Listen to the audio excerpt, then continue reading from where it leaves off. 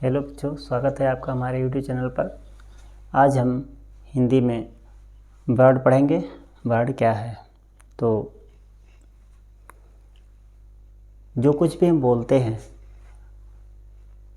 जो हमारी बॉडी से निकलती है, वह ध्वनि के रूप में उच्चारित होती है।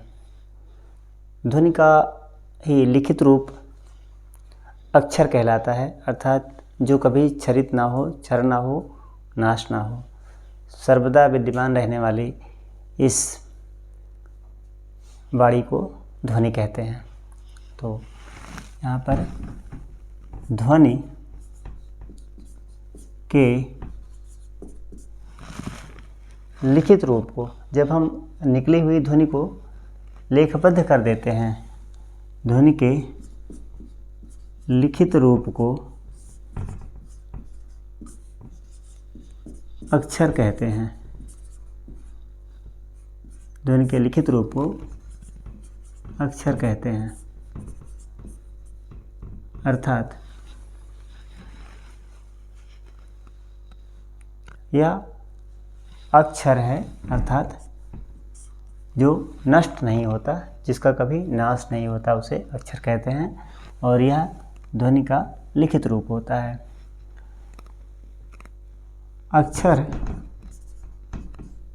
को वर्ड भी कहते हैं। अक्षर को वर्ड भी कहते हैं,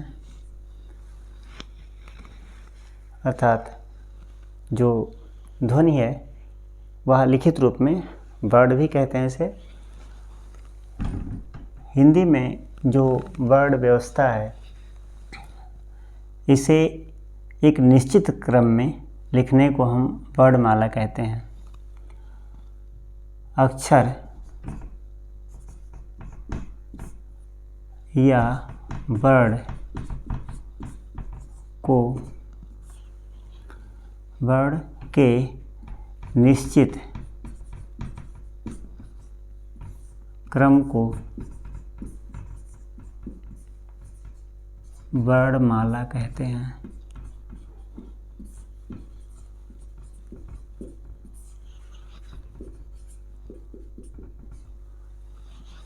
तो वर्णमाला का मतलब वर्णों का एक निश्चित क्रम। इसमें हम देखते हैं कि जो हिंदी के वर्ड हैं सभी, वो स्वर, व्यंजन और तीसरे प्रकार का वर्ड है जिसे अयोगवाह कहते हैं। इन तीन तरह से इसको हम समझते हैं।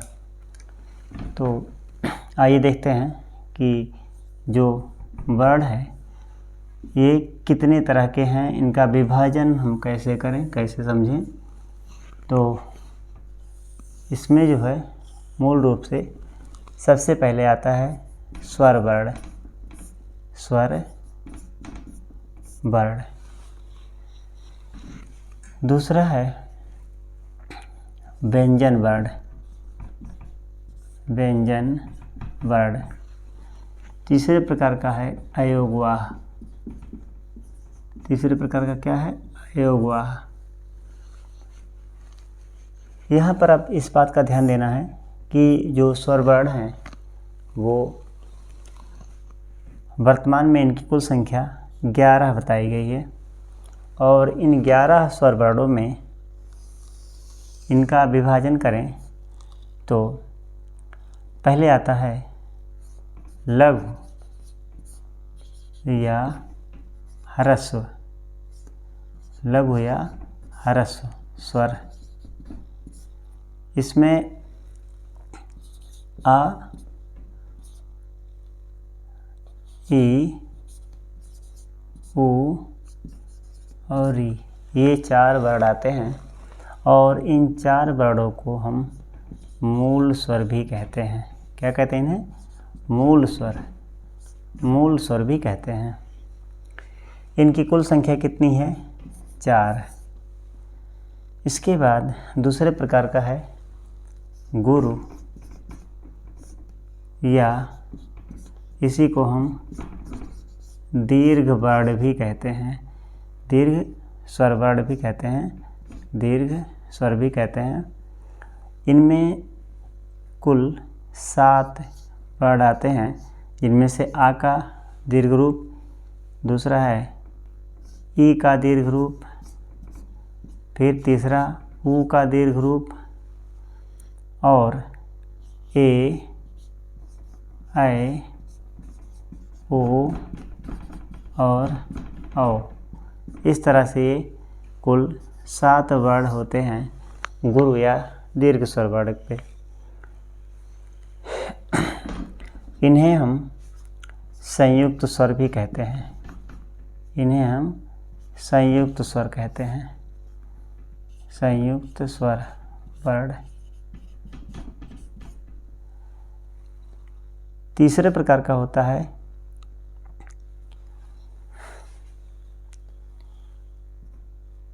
तीसरे प्रकार का जो स्वर वर्ण है, जिसे कहते हैं प्लुत। प्लुत स्वर क्या होते हैं? यह जो यहाँ देखते हैं फिर से एक बार कि लघु या ह्रस्व स्वर जो है आ, ई, उ और री, जिसे मूल स्वर कहते हैं, वास्तव में यह एक मात्रिक होता है। क्या है? एक मात्रिक। इसी तरह से जो संयुक्त स्वर वर्ण है यह द्विमात्रिक होता है। फिर जो प्लुत स्वर है यह त्रिमात्रिक होता है। इसमें 3 मात्राओं का उच्चारण होता है, अर्थात जब हम किसी को बुलाते पुकारते हैं तो उसमें हम बाद में आने वाले स्वर को देर तक उच्चारित करते हैं, अर्थात उसको हम स्वर लघु स्वर के अपेक्षा 3 गुना समय अधिक देते हैं। तो ऐसी दशा में क्या होता है कि हम उस वर्ण को दीर्घ स्वर वर्ण के बाद भी और अधिक समय देते हैं। इसमें जैसे ये त्रिमात्रिक होने के नाते दीर्घ स्वर वर्ण के बाद इसका प्रयोग होता है, दीर्घ स्वर वर्ण के बाद प्रयोग होता है। और इसकी विशेषता ये है कि इसे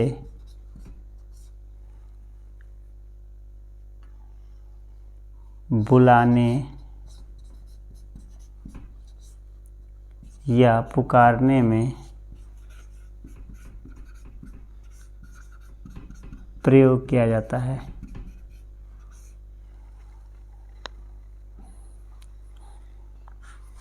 इसके लिए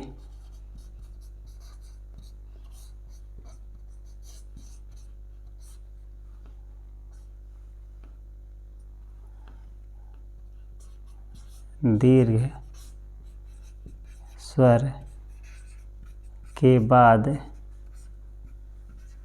3 लिखते हैं।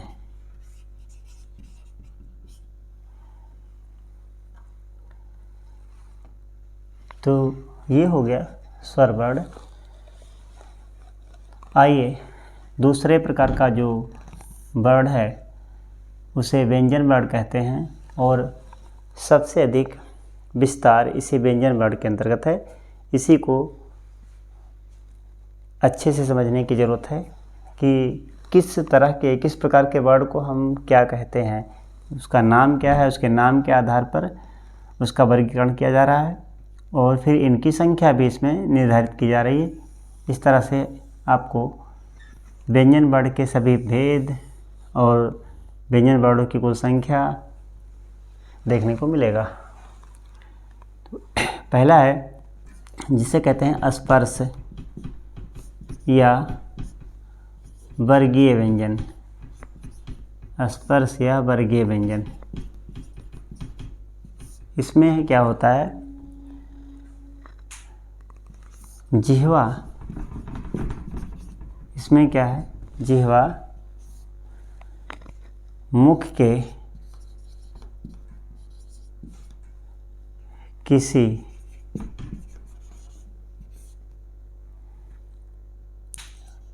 भाग को स्पर्श करती है। जिह्वा के स्पर्श के आधार पर इसका नामकरण हुआ है कि जिह्वा मुख के किसी विशेष भाग को जब स्पर्श करती है तब ऐसे वर्ड को हम स्पर्श व्यंजन कहते हैं, और इसे वर्गीय व्यंजन भी कहते हैं, क्योंकि हम देखते हैं यहाँ पर कि जो वर्ड रखे गए हैं इसमें, जैसे का, खा, गा, घा, अंगा, चा, छा, जा, झा, या, टा, ठा, डा, ढा, ड़ा। आगे देखते हैं ता, था, दा, धा, ना, और अंत में है पा, फा, बा, भा, मा। इस तरह से हम देखते हैं कि 5 वर्ड एक वर्ग में हैं और 5 वर्ग हैं। इस तरह से कुल मिलाकर के इनके 25 वर्ड होते हैं, अर्थात वर्गीय व्यंजन या स्पर्श व्यंजन की कुल संख्या हो जाती है 25। 5 वर्डों के क्रम में 5 पंक्तियां हैं या 5 वर्ग हैं, और सभी में जो है 5 वर्ड होने के नाते ही और 5 पंक्तियों में यह एक वर्ग का रूप ले लेता है, और 5 का वर्ग 25 होता है। इस नाते इसको वर्गीय व्यंजन भी कहते हैं। तो इनकी कुल संख्या 25 है। दूसरे प्रकार का जो व्यंजन है वह अंतस्थ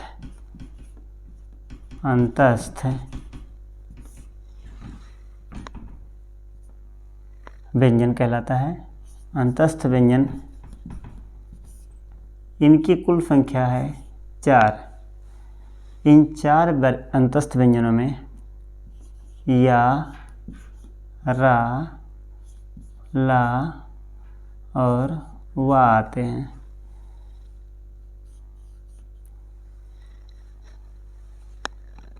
या, रा, ला, वा अंतस्थ हैं। आगे तीसरे प्रकार का है व्यंजन ऊष्म व्यंजन, जिसे ऊष्म व्यंजन कहते हैं। यह ऊष्म व्यंजन, इनकी कुल संख्या है 4, और इसमें आते हैं तीनों सा, सा, सा, सा, सा, सा, सा और हा। अर्थात इनके उच्चारण करने में मुख से सांस, गर्म सांस निकलती है, इस नाते ऊष्मा निकलती है, इस नाते इसको ऊष्म व्यंजन कहते हैं। अगले प्रकार का व्यंजन होता है द्विगुण व्यंजन। इसे कहते हैं द्विगुण व्यंजन। इसे द्विगुण व्यंजन कहते हैं, और या इसे आगत व्यंजन कहते हैं। आगत व्यंजन कहते हैं। इसे उच्छिप्त व्यंजन भी कहते हैं। इसे उच्छिप्त व्यंजन भी कहते हैं, और ये व्यंजन हैं आगत व्यंजन, अड़ा हैं और अढ़ा हैं। इनके उच्चारण करने में हम आ का उच्चारण करते हैं, अड़ा और अढ़ा। ये डा और ढा से विकसित होकर के बने हैं, नए लिए गए हैं हिंदी में, इस नाते इनको आगत व्यंजन कहते हैं, उच्छिप्त या द्विगुण व्यंजन कहते हैं।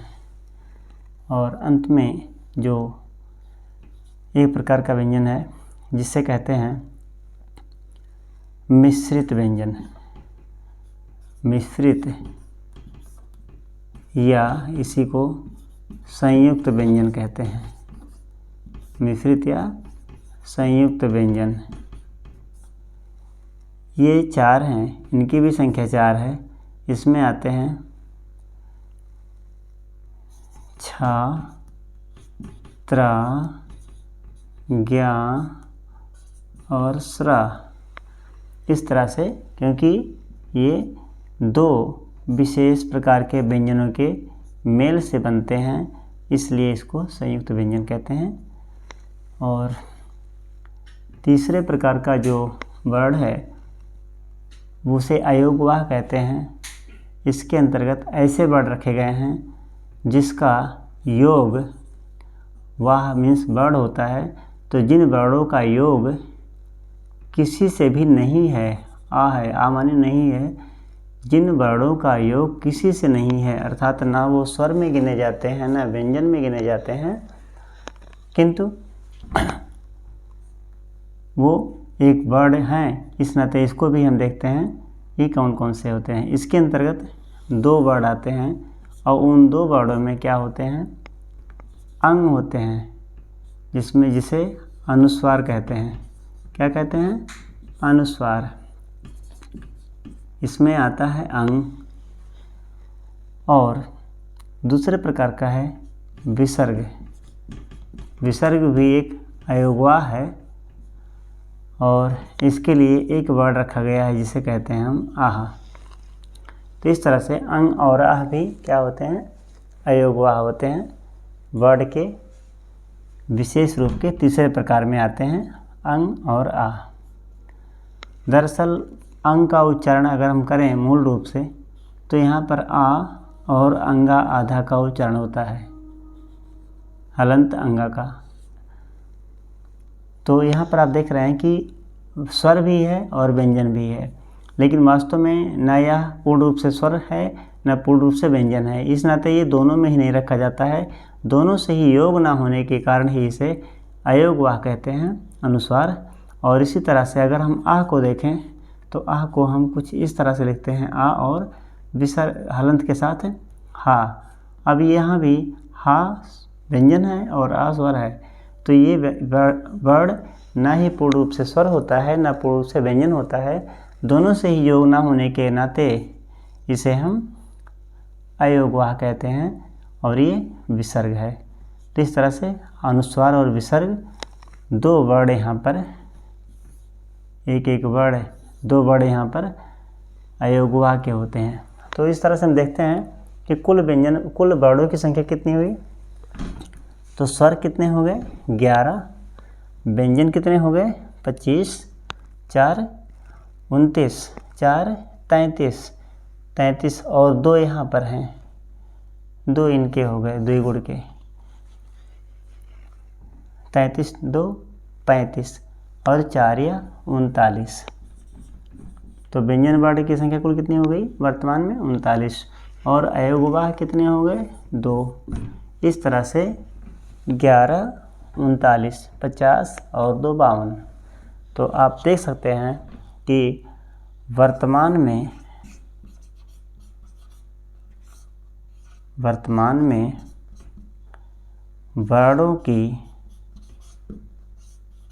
कुल संख्या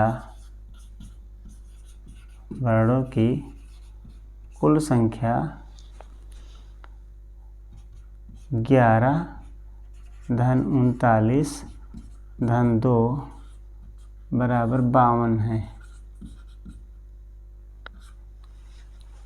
तो आज के इस वीडियो में आपने देखा कि वर्ड क्या हैं, वर्ड को और किस नाम से जानते हैं, इनका वर्गीकरण कैसे किया गया है, हर वर्गीकरण के एक वर्ड के प्रकार में कितने कितने वर्ड आते हैं, उनके क्या नाम हैं, उनके और जो नाम हैं उन सभी के बारे में आपने समझ लिया है।